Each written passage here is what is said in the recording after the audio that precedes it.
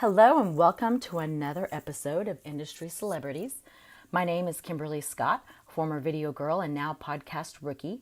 Industry Celebrities is a podcast where I interview professionals and or their industry, which makes them all a celebrity to me. If you want to share your knowledge of your industry and be on Industry Celebrities podcast, email me at kimberly@marketingdoer.com. And you can listen to other episodes by searching Kimberly D. Scott on iTunes, Anchor for you Android listeners, Spotify, and you can also go to YouTube.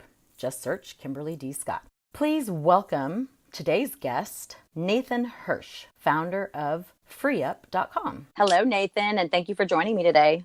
Kim, thanks so much for having me. I'm excited to be here. Yeah. And for all those listening, it is Free Up with 3 E's. I love that name. So let's get started by you telling my listeners a little bit about yourself and exactly what industry you're in. Sure. So I started off as a broke college kid looking for extra side money. And I started off buying and selling people's textbooks, competing against the school bookstore, trying to use the money I had made in my summer jobs to make more. And before I knew it, I had lines out the door of people trying to sell me their books. I created a nice little referral program to the point where I actually got a cease and desist letter from my college to knock it off because I was picking up too much of their business. That's amazing. That's awesome. Yeah, congratulations on that.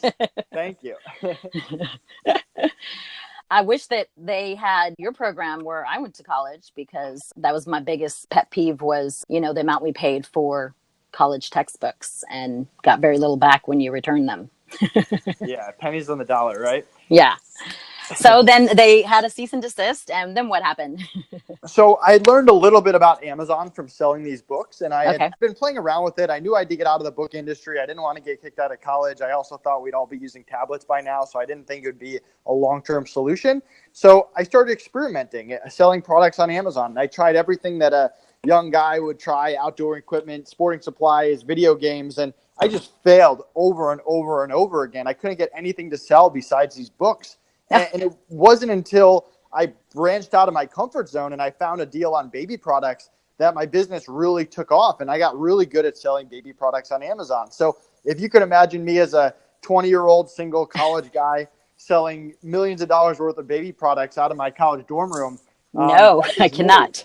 Wow, that's awesome. So, but that went very well for you, I take it? Yeah, it went great, and it got crazy fast. And I had to hire my first person before I was even 21. And one of my first hires was my business partner, Connor. Great hire right from the beginning. He's been working with me for 8 years. So I'm thinking hiring is easy. Well, I proceeded to make bad hire after bad hire after bad hire, wasting a lot of time, a lot of money. And I quickly realized that college kids were unreliable. No 30-year-old wanted to work for me as a 20-year-old entrepreneur. So I ventured into the remote hiring space. And that's when I got good at hiring people on Upwork, on Fiverr. And I always just wanted a better way because it just took so long. You'd post a job, get 50 people to apply, interview them one by one.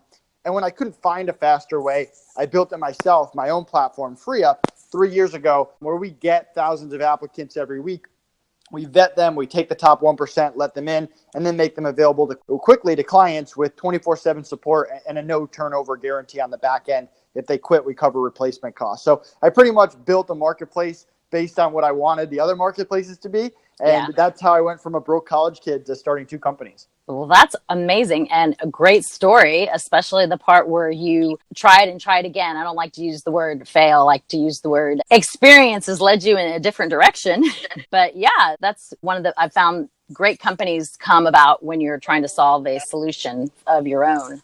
So good for you. And thank you for starting a easier place to find freelancers because I can say from my own experience, it was seamless. It was a lot easier. I got more qualified freelancers than other places that I had tried, and hiring can be a beatdown. So it definitely made things a lot easier. So I can toot your horn on that side for sure. Well, I appreciate the kind words. I mean, one thing that we want to do is we want to make this a marketplace for the people and not just on the client side, on the freelancer side too. We love feedback. We love ideas. We want to make this better and better and better. And we know we're a startup. We understand that there's a lot of changes that have to be made. And we're constantly implementing ideas and feedback as fast as we can to continue to improve. Yes. And you have great customer support, and no matter what time of the day or night, I can say that. So great to hear that it's only going to get better and that I can continue to use and hire my contract workers since I'm a one-man show right now. Well, great. So what would you say excites you the most about what you do? So with my Amazon business, it was very secluded. It was me and my team and my manufacturers. And honestly, I wasn't that passionate about it. I mean, I learned a lot. It was awesome being a young entrepreneur and making money and making decisions and learning from them. But at the end of the day, I wasn't passionate about selling baby products, and I'm still not. So with FreeUp, I found something that I'm passionate about. I love helping people. I love helping other business owners. So what I'm most excited about is, in last year, I spoke on over 100 podcasts. And this year, one of my goals was to speak at different conferences, which I've spoken at over 10 conferences this year. And I look at it as the beginning of my speaking career, so to speak. So that's what I'm most excited about, being able to work on something every day that I'm passionate about, being able to help business owners, both clients and freelancers, and being able to take that next level from someone who had never been a guest on anything before to being on 100 podcasts to speaking at conferences and hopefully traveling the world speaking as well. Yeah, that is definitely something that I'm sure there were lots of people in the world that would love to trade places with you to do that. And all that comes with, what would you say, a excitement level? Does it come with any drawback? I mean, there's always pressure, right? I mean, you have a lot of people depending on you at all times, whether it's freelancers, your internal team, your business partner. The pressure's only getting more and more, but it's something that I look forward to. I wouldn't have it any other way. I mean, if I was in a low pressure environment where my decisions didn't matter, I wouldn't enjoy it as much anyway, but I take that responsibility seriously. I'm always trying to help and put everyone's best interest at heart. And that doesn't mean that everything always works out exactly the way I want to, but the intention is always there. And I think if you have that mentality and that customer service mentality that, hey, when you make a mistake, you're going to make it right as fast as you possibly can, I think you'll go far. Absolutely. I 100% agree. Customer service is the key. So with that said, I have to ask this question as well. I read a little bit online about you, and you mentioned never really having a quote unquote real job. Even though you did go to college, do you have any input or opinions on those who say not to go directly into college as the next step on that path of life, or trying something else? Or, you know, what is your whole insight or feedback on that? Yeah. So if you look at college as an investment to get an ROI back on, it's questionable whether it's good or not. And there's also other factors, your skill set, what college, how much you're paying, scholarships, stuff like that. So that's kind of a decision that you have to make on a case-by-case basis. In terms of the college experience, even though I didn't use my degree, I wouldn't trade those 4 years for anything. I was able to find myself, as a lot of people do. I was able to meet tons of great people that are still my friends to this day. I was able to learn a lot with courses and business, and I actually got an entrepreneurship degree, and it was incredibly helpful. And I mean, obviously there's fun social aspects of it as well that were some of the best years of my life. So I wouldn't trade that for anyone. I think it's an experience that, all things being even, everyone could go through, but things aren't always even, and there's lots of other factors like cost and ROI and stuff like that. Absolutely. I agree on that point. But for me, in my experience, nobody, one, is ever asked to see my transcripts. They're still sealed. And fortunately, since I paid for my own college, you know, the whole repayment process has been a little daunting.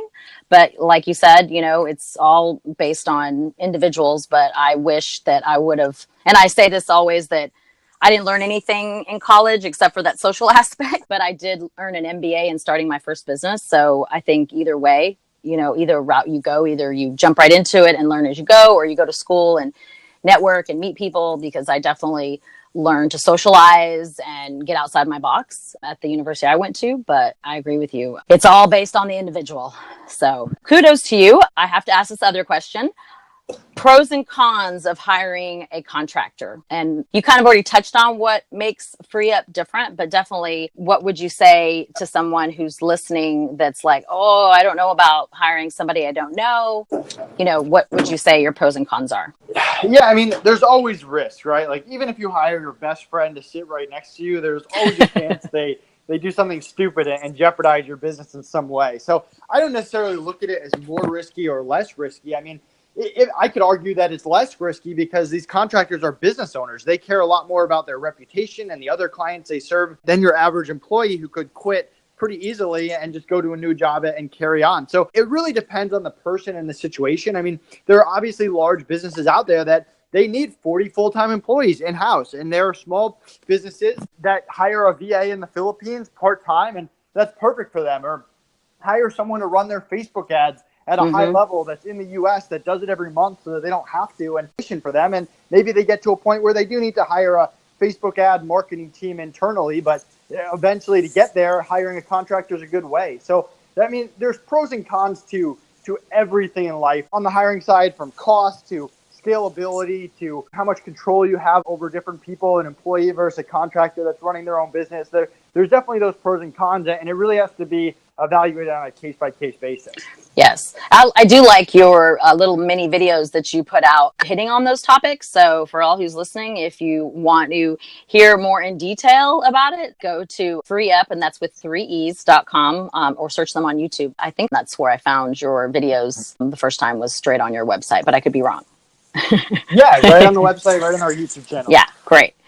Well, thank you for that insight. My last question for you is, what would you tell your younger self? That's kind of my standing question for this podcast, so that one day we can all go back in time and listen to what we would have told our younger selves at that point in time in life. Focus only on learning life skills. I honestly have gotten to the point where I've realized that a lot of the stuff that I've spent hours and hours and hours of time learning and mastering to get degrees and courses were just not as valuable, and I didn't get an investment on the real life experience, whether it was financially, how to open up a portfolio and manage your money, whether it was learning customer service in my first internship that I use even today. Those are the things that take you to the next level. It's not about how good of a grade you can get on a test, or for the example I always give, because my dad's a physics teacher and he doesn't necessarily like this, but I mean, all the science that I took was nonsense. It didn't help me in any way, shape, or form. And I spent hours and hours and hours, and those were all time that I'm never going to get back that I could have invested into my future. So I do things when you're young and see what you like and what you don't like. But once you figure out what direction you're going into, put all your effort into that direction. Life skills. Love it. Love that. That is very unique in all the interviews I've done. Life skills is focusing on them. I'm going to think more into that one as my next chapter is evolving.